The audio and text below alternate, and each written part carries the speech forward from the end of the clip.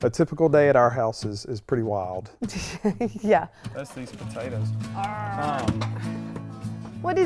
what do you want, baby? You want soup? Huh?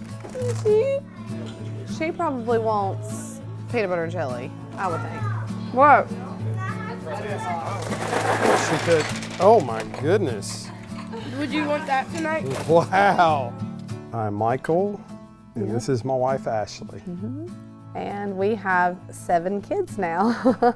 We had 5 biological kids, and then we've just recently adopted 2 more, so. We had a kid basically every 2 years. It was like I was pregnant again with another kid for a while. And then, so I remember when Lawson turned 2, it was kind of like, oh, this is weird. It's a weird feeling. Yeah, like I'm not pregnant. There's not gonna be a new life coming in. And that probably started like conversations, you know, maybe one day we should foster. When we checked into it, at the time, North Carolina did not allow families that had 5 children to foster. And so I went onto a Facebook foster page and just joined it and started just kind of like searching through the questions just to see, is this true?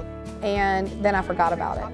2 years later, my phone was sitting right here on this bar and I heard it go off. That was like a Facebook message. And so I walked over and picked it up and I thought, who's this? Like, I don't know, I don't recognize this name. And I clicked on it and I read through the message and this lady said, hey, I think you were the family looking to foster who had 5 kids. North Carolina's signing a law in October, like that's gonna change that. I said, Michael. He said, what? What are you reading? What are you looking at? And I said, this lady just said that they're changing the, like we could foster now.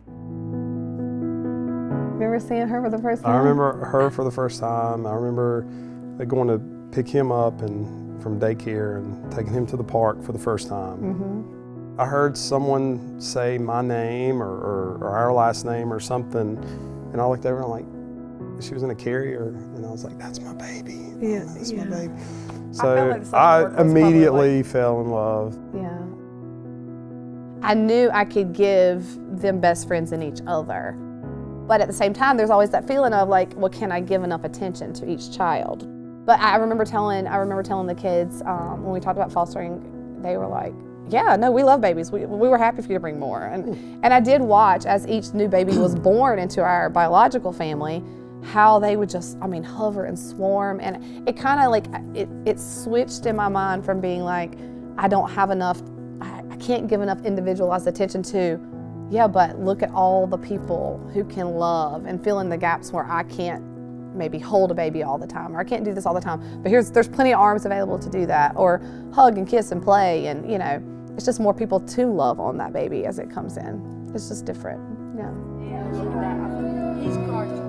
To me, adoption has always been one of the clearest pictures that you get that depicts my faith. Because growing up, I felt like this fatherless child in my life, and God became a father to me. Like, He adopted me into His family. And so to me, fostering has always just been the best picture of that. You have a child who can't help themselves, and then you got, here we are with the means to help them, and they can't even call out to us for help. Like, we have to take all the steps. It's just like God took all the steps to come after me. Like, how can we just think about ourselves? And we could do that. Like, we could be like, okay, well, we've got enough, or we've got these kids and we need to take care of them. But like, God has called us to just look outside of ourselves and to look at other people and the needs that they have. And if we can meet those needs, how can we say no to that? Children's Home Society took a chance on us. I had called a bunch of agencies, and they weren't really aware of the new law change and the fact that North Carolina families who had 5 kids could now foster. And so Children's Home Society was the first one who called me back and said, we'll take you on. Well, we'll take that next step with you.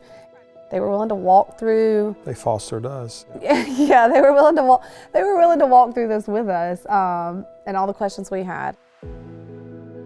We said, well, when we adopt these 2, we really should say, like, okay, we're done. And then they accidentally left our thing open where we started getting the texts at the kids. And we got a bunch of texts within that first week. Yeah. And I said, Michael, there's more people that need homes. I started making phone calls again. He was like, oh my gosh, here we go again. But yeah, they went as high as they can go with the state and said, right now, this is all you can do. I think we'll just see when Leah and Leighton get married and We move out of the need to house, we'll wait. see what happens, yeah. Never say never Yeah. with us. We're leaving that door open, Yeah. cracked maybe. Yeah.